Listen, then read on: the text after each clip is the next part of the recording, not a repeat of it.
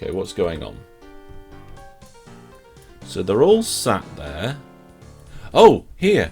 We've had another UFO.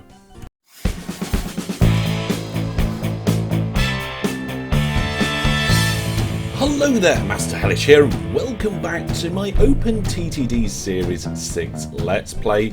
Last time we finished this West Coast main line.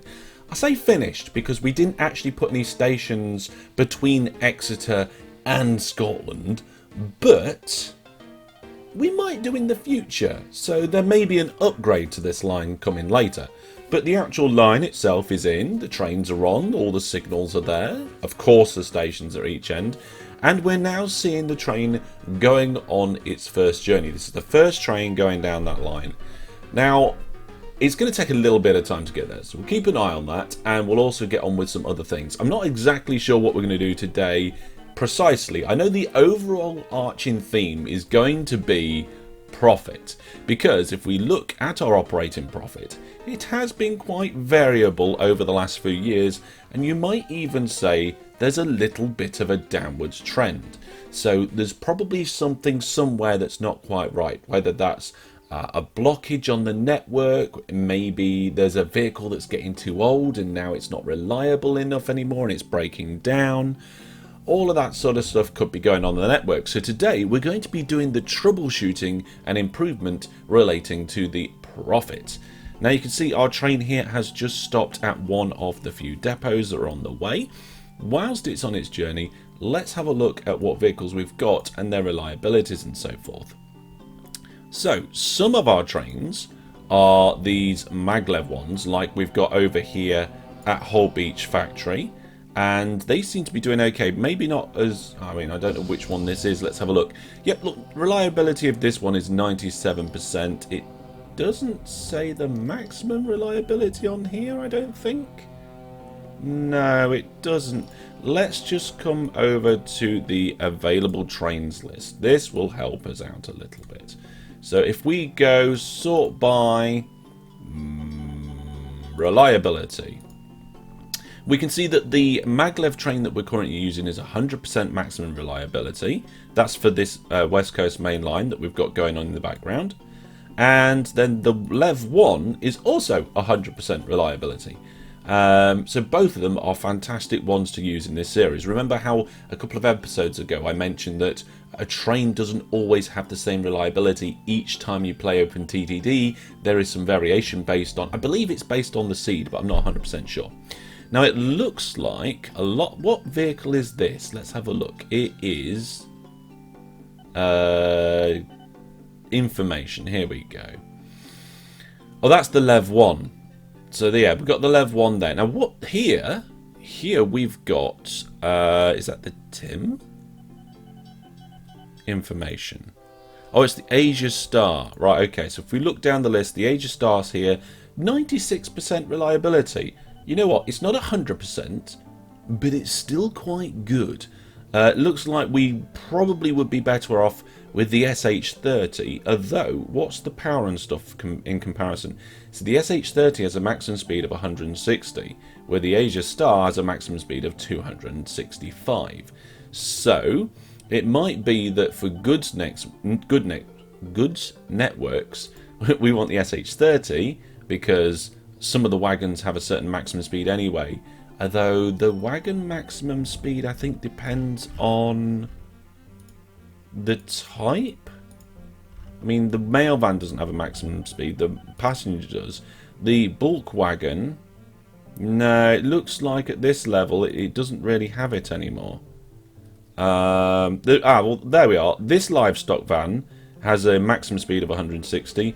That livestock van doesn't. And I think that's because one of them is maglev and one of them isn't. So if we actually just jump forward on the line here a little bit to the next depot, you can see that we can go down the list here, look at the coal truck, the bulk wagon, there's no maximum speed. Whereas let's just pin this train. If we come over to some of the older parts of the network, oh, where is that? That's not the right train. I pinned the wrong train. Where's our train? Trains, this train. Oh, it's here. Okay, there we go. I've got the right train pin now. Yeah, if we come to some of the older part of the network, like round here, and just find a depot.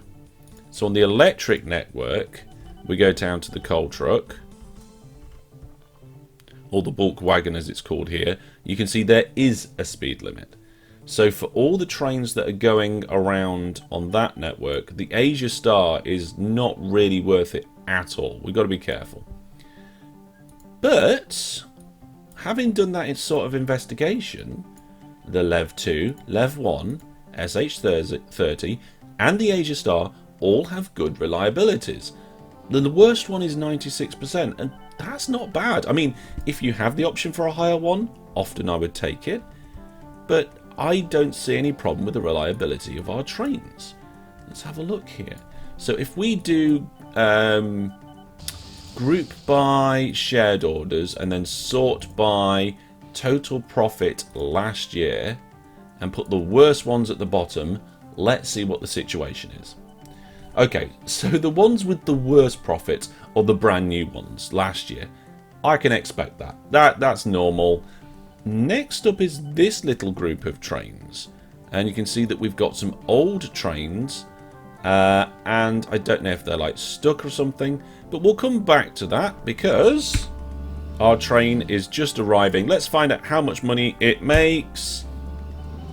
It makes just over $1 million. It's unloading and loading.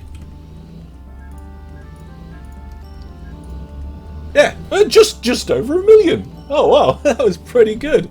Oh, fantastic. Okay, let's just make sure we got the right transparency options, or else we're going to miss things like that. So if those trains are going to make $1 million each journey, that's really quite good. The only problem is on the return journey at the moment, there's not a lot of passengers on board. In fact, we've got a problem. Just notice we've got this little symbol here saying we cannot reach Exeter Woods. So I don't know why that's the... I mean, all the trains have gone. Oh, great. We need more trains here. Hang on a second. We could do with a supply depot. Let's put a supply depot in. So a supply depot is where you create new trains, but that's all you use it for. And the way that you do that, and it's not very often I use one, is you remove the line that goes into the depot. That's all. Right, let's fix this. So first off, let's get some more trains on that line. Second off, why is that train lost? Okay, there's going to be like a break in the line, or it can't get through somewhere. Just going to do a quick scan of most of it. We've got our signals, the line's all there. Signals look okay. Let's go to what I call building mode. It's just a particular preset for the transparency. It might be that it just can't path properly through all the forced depots, but it should be able to do that these days. I could have sworn they fixed that. Okay, so far I'm not seeing any breaks in the path. I'm not seeing any signals the wrong way around, anything like that. All looks good.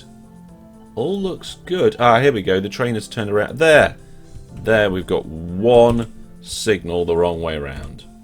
I am very sorry, train 553. Ooh, the Lev 3. No, we won't test run that. Okay, hopefully everything will be fine now with that train. So that's one of the things we need to look out for, is trains that are lost for some reason. Let's go back to this list of terrible trains. So what's now this list of trains? Oh, it's not the one I thought it was. Okay, so we've got a break here because there has been what do you call it, with the aeroplane, the UFO, that's it. A UFO has come down. These have all completely broken. They'll be on zero reliability because they've been sat there for ages. Passengers won't have been able to get around very well. Airport probably won't have so many in. This is going to take a while for it to solve itself. So what we'll do is we'll help the situation out. We will put an extra depot in. There we go. So hopefully it will service at that depot and then everything will be fine. Maybe we might need to tell it to not go to the depot and then tell it to go to the depot. Yes, you see the name of the depot changed? So it says service at New Stanley Falls. If we just fast forward just a little bit. Yeah, there we go.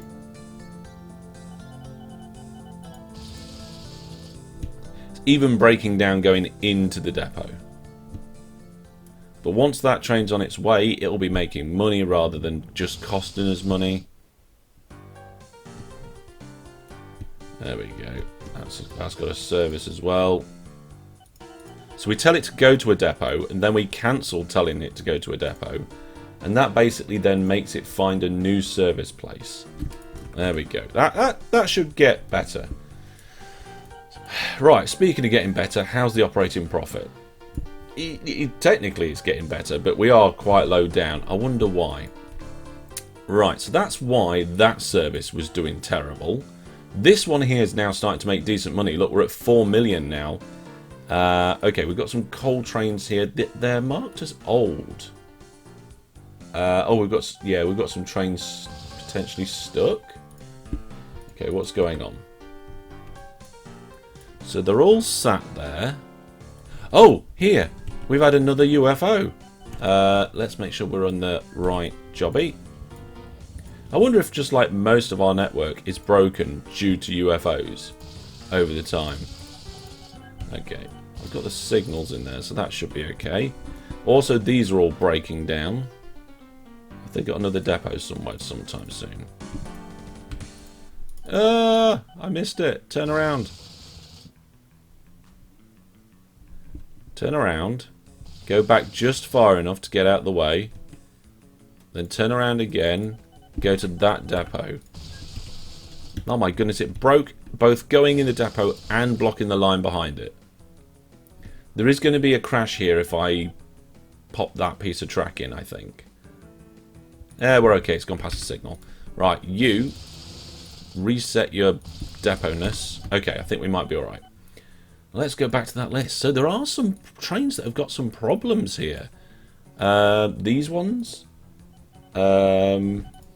What's going on here? Apparently these trains just aren't making money. That was a transfer for that train.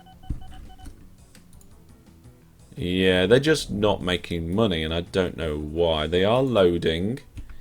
Maybe we don't need 2 trains there. Just like send one of them to the depot. We'll just get 1 train to do that transferring.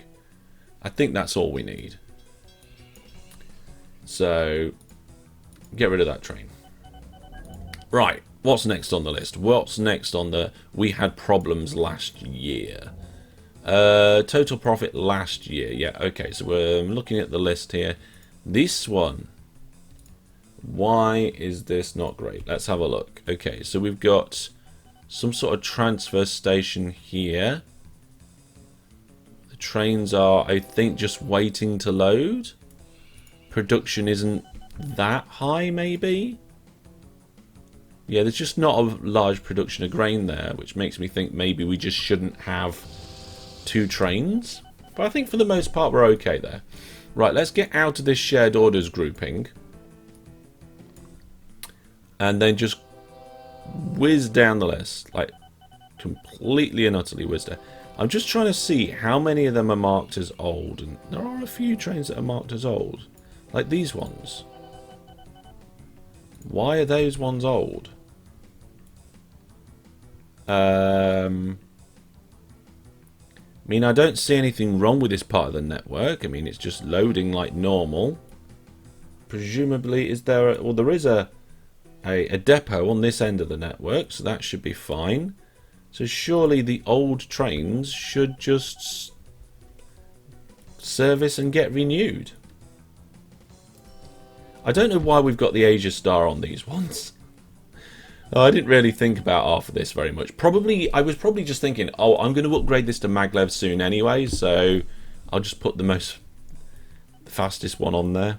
Or something along those lines. Oh, look at this. Oh, we've used a spread station here, look. We've got the coverage for the both farms. Okay, that's fine.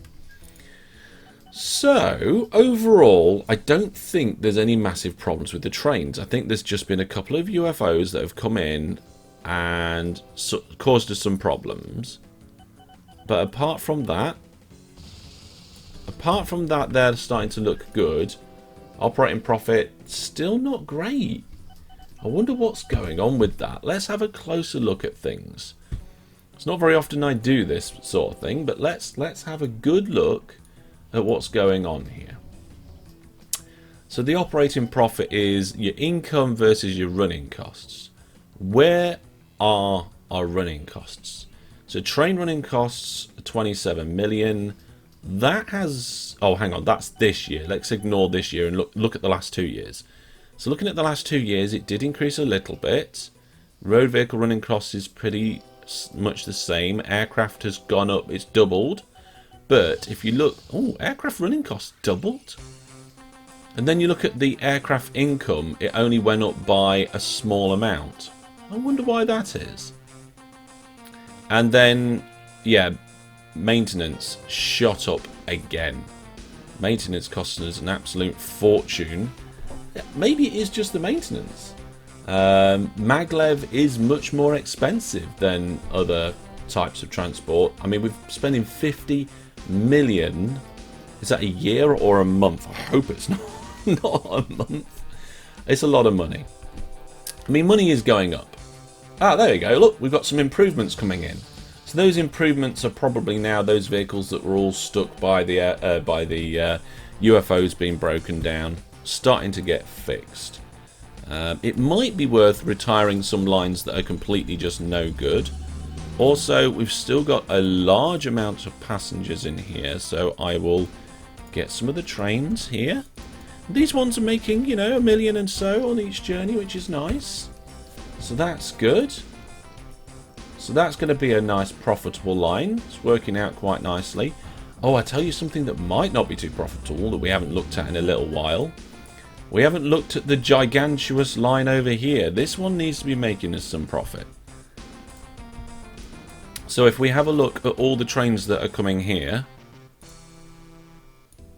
they are making money for the most part, but it's not a lot. Like the journeys are quite not money making, and I wonder why. I think it might be to do with the slow ship part of the journey. If we go to the other end, have we actually got plenty to pick up? Oh yeah, we've got loads to pick up on this side. That's fine. At one point, oh hang on, we've got a ship that's lost. Oh, we've got a train that's lost. Okay, why is this train lost? I don't think it is. I think it's lying. Oh, it is lost. It's trying to get to Birmingham from Manchester. And didn't it end up on the London line or something? I mean, it's supposed to go Manchester, Birmingham. Well, it's not lost anymore. Oh dear. Okay. Let's have a look at our station list and see what's piling up where. So we'll do all vehicle types. We'll do all cargo types except passengers and mail. And then we'll sort by the total waiting cargo. So again, over here at this farm, we have a massive amount of grain and livestock waiting.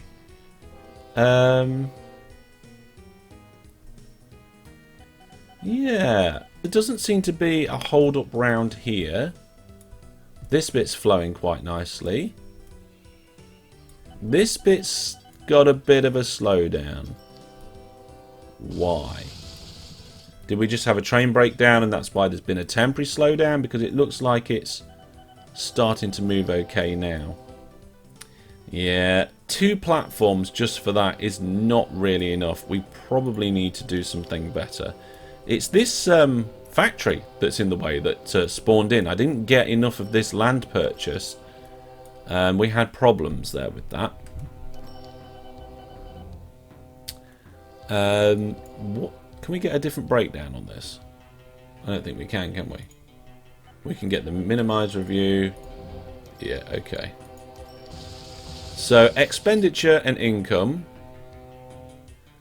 So our total income was 496 million, and our total expenditure was 402. That's a narrow margin. When you're making 496 million to be spending 402 million. And then we spent a load of money on construction and new vehicles recently, and apparently 25 million on other. Oh yeah, we did a lot of bribing last episode, didn't we? Was it last episode or the one before? Recently we've done a lot of bribing. Okay, I think Easton needs a bit of a rebuild and tweak. Maximum, that is part of Easton, isn't it? Yeah. So the maximum station spread around here is the same as everywhere else, so it's 15 in this game. And you can see that we are doing it right up to the length of that platform there. But the problem is that we can't move this anywhere else, otherwise we end up in the coverage of this factory, the Whiz Beach factory, and we don't want that. So the only thing I can think of is that we get rid of this station altogether, we divert that line to these platforms, this line to those platforms, those lines to that platforms, and just move them all along, and then we'll be able to have another set of 4 platforms at the end of this station. And I think that would be a big help. That would be a big help. So we'll probably rebuild Easton again. I know we did it earlier on in the series. But let's just check. The goods shuttle is only just coping. Let's have another couple of ships in there. Goods out is again coping, which is good. Look at it all flickering away. Where's that station list gone? The new maglev locomotives out. I mean, yeah, okay, we've got the vac tube stuff coming. Look at all this stuff that needs shifting. We've got loads of oil here, but we can't deal with that very well.